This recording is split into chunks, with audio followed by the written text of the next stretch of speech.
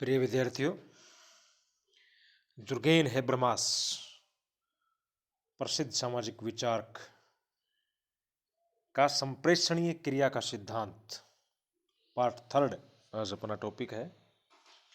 इससे पहले वाले दो वीडियोज में भी जुर्गेन हेब्रमास के बारे में आप विस्तार से देख चुके हैं। आज के वीडियो में थ्योरी ऑफ कम्युनिकेटिव एक्शन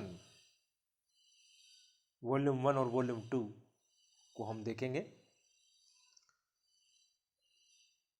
प्रथम खंड में हेब्रमास ने विवेक की अवधारणा को विकसित किया है, जो आधुनिक दर्शन और सामाजिक सिद्धांतों की विषयपरकता और व्यक्तिवादिता से न तो बंधा है और न ही सीमित है। हेब्रमास के अनुसार कोई भी सार्वभौमिक दावा तभी प्रमाणित होगा जिसे इतिहास में उपलब्ध उदाहरणों के द्वारा जांचा परखा जाए। इसके द्वारा हम परंपरागत समाजशास्त्र में एक नवीन संप्रेषणीय क्रिया के सिद्धांत निर्माण की संभावना देख सकेंगे। हेब्रमास के अनुसार वेबर का मानव क्रिया के प्रति सीमित विचार है। ये वेबर से थोड़ा सा डिफरेंट और उसको विस्तार से आगे ले जाते हैं। जो मैक्स वेबर ने भी इस बारे में अपने विचार दिए थे, लेकिन उनको हेब्रमास सीमित विचार कहते हैं, उनको आगे विस्तार देते हैं हेब्रमास। हेब्रमास की मुख्य आपत्ति है कि वेबर की मौलिक सैद्धांतिक मान्यता यह है कि सामाजिक क्रिया उद्देश्यपूर्ण विवेक पर आधारित होती है। यह आपने मैक्स वेबर, चूंकि आप देख चुके हैं, तो उसमें मैक्स वेबर के जो सामाजिक क्रिया के सिद्धांत के दो वीडियो थे, उसमें ये बात आई है कि सामाजिक क्रिया उद्देश्यपूर्ण विवेक पर आधारित होती है। लेकिन हेब्रमास के अनुसार वेबर की क्रिया या व्यवहार का अध्ययन सन्यासी व्यवहार का अध्ययन है, न कि समाजशास्त्री पारस्परिक क्रिया का अध्ययन। अब ये उन्होंने आलोचना की है। सभी विद्वानों के विचार अलग अलग होते हैं और वेबर के विचारों में जो प्रमुख कमियां निकालने वालों में एक आधुनिक समाजशास्त्रियों में हेब्रमास भी है। संप्रेषणीय क्रिया के सिद्धांत खंड 2 में हेब्रमास ने जॉर्ज हर्बर्ट मीड और इमाइल दुर्खिम के कार्यों से कुछ अवधारणाओं को ये पाया और जिनके द्वारा वेबर के तार्किकीकरण के सिद्धांत से छुटकारा पाया जा सकता है। तार्किकीकरण का सिद्धांत जो चेतना के दर्शन की विपरीत है, क्योंकि आपने देखा था मैक्स वेबर रैशनैलिटी पर बहुत ज्यादा बल देते हैं, तार्किकता पे। मीड की प्रभावशाली अवधारणा है संप्रेषण का सैद्धांतिक आधार और दुर्खिम की प्रभावशाली अवधारणा है सामाजिक एकीकरण। अब चूंकि हमने देखा था कि हेब्रमास फाउंडिंग फादर ऑफ सोशियोलॉजी के विचारों से भी कहीं पर सहमत हैं, कहीं पर असहमत हैं, कहीं पर उनमें संशोधन और विस्तार देते हैं, कहीं उनको मार्क्स से भी प्रभावित थे, दुर्खिम से भी प्रभावित थे, और एक मनोवैज्ञानिक पुट उन्होंने दिया था वेबर को और मीड को भी पढ़ करके।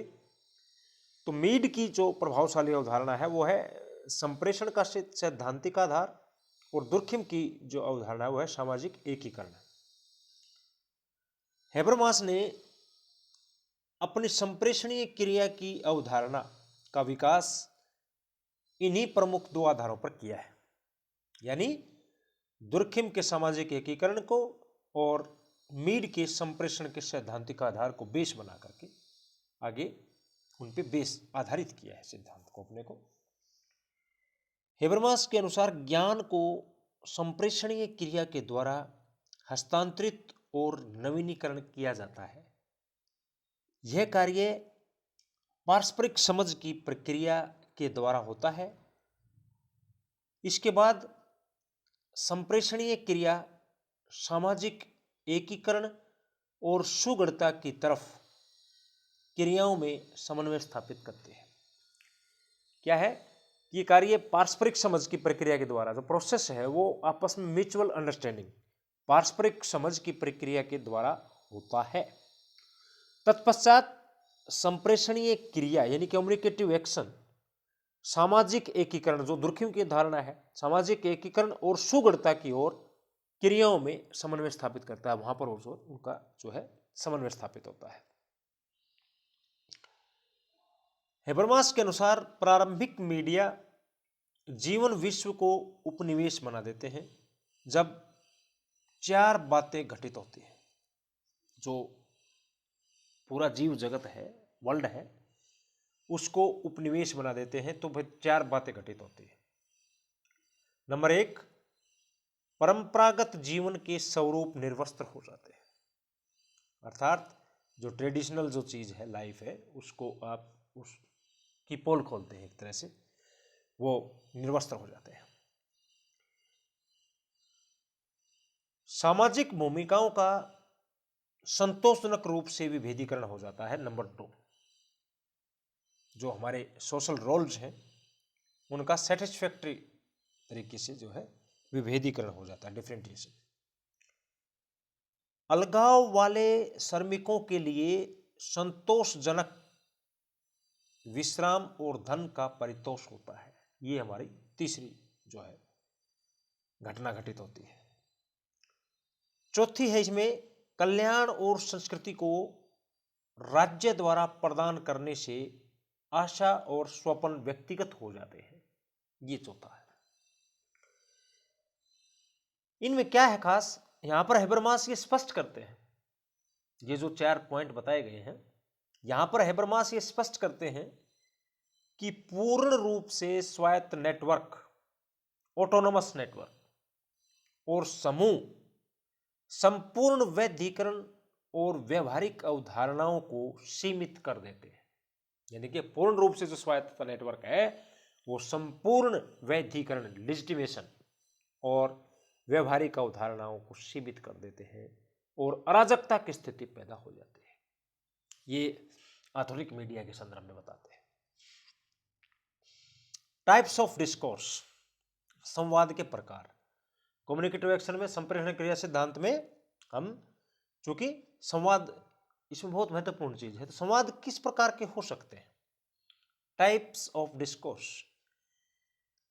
जुर्गेन हेबरमास 3 प्रकार के संवादों का विवेचन प्रस्तुत करते हैं जिनका उपयोग मौखिक बहस के अतिरिक्त प्रमाणित प्रतिमान प्राप्त करने के लिए किया जा सकता है। नंबर 1, सुरुचिपूर्ण संवाद। आलोचकों की मध्यस्थता लोगों को सुरुचिपूर्ण अनुभव बताती है। आपका ये मानना था कि सभी समझ की प्रक्रियाएं सांस्कृतिक पृष्ठभूमि के संदर्भ में ही होती हैं। ये सुरुचिपूर्ण संवाद है। दूसरा है उपचारात्मक संवाद। उपचारात्मक संवाद वह है जो व्यक्ति स्वयं की गलत धारणाओं का व्यवस्थित रूप से स्पष्टीकरण करता है। गलत धारणाएं विशेष रूप से विकसित अनुभवों से तब उत्पन्न होती हैं जब अनुभव कठोर व्यवहार या मूल्यों के पक्षपात निर्णय से प्रमाणित होते हैं। ये है उपचारात्मक संवाद। स्वयं की जो गलत धारणाएं हो जाए उनको फिर व्यवस्थित रूप से स्पष्टीकरण करता है, क्योंकि किसी भी रोग का जैसे हम उपचार करते हैं बाद में, तो ये उस संदर्भ में लिया गया शब्द है उपचारात्मक संवाद।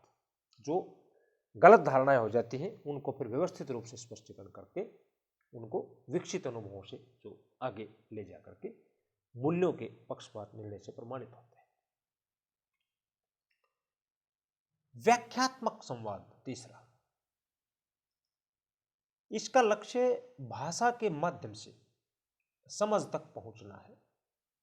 विवेक में प्रश्न पूछने का प्रावधान होना चाहिए जो किसी भी संप्रेषण की व्यवस्था में हो। हेबरमास के मानव क्रिया के मॉडल में मौखिक भाषा का महत्वपूर्ण स्थान है। व्याख्यात्मक संवाद की व्यवस्था जीवन विषयों का उपनिवेशीकरण करती है। स्वाभाविक मत या सुझाव की प्रक्रिया को नौकरशाही शक्तिहीन कर देती है। यहां पर क्या बताते हैं वो, ब्यूरोक्रेसी की जो पावर है, ये व्याख्यात्मक संवादों के अंतर्गत जो है व्यवस्था जीवन विश्व का उपनिवेशीकरण करती है। स्वाभाविक मत अथवा सुझाव की प्रक्रिया को जो ब्यूरोक्रेसी है वो कमजोर कर देती है, यानी कि शक्तिहीन बना देती है, और राजनीतिक निर्णयों के प्रति जनता कर्तव्यपरायण हो जाती है। ये जो है हेबरमास का 3 जो प्रकार के उन्होंने संवाद जो बताए हैं अपने सिद्धांत में, ये इसका खंड 2 के अंदर आता है। तो ये पूरी की पूरी जो है थ्योरी ऑफ कम्युनिकेटिव एक्शन, जिसमें विवेक पर बल देते हैं, तरंग संगतता पर बल देते हैं, पूर्व के सिद्धांतों की जैसे मैक्स वेबर के सिद्धांत की आलोचना करते हैं, और उसके बाद मीड और दुर्खिम के जो आधार हैं उसको थोड़ा सॉलिड मानते हैं, वो उस पर अपना है सिद्धांत, उसके ऊपर 2 अवधारणाओं पर, मीड की अवधारणा पर और इमाइल दुर्खिम की अवधारणा पर वो बेस करते हैं ये, और आखिर के अंदर ये 3 प्रकार के संवाद बताते हैं। Thank you.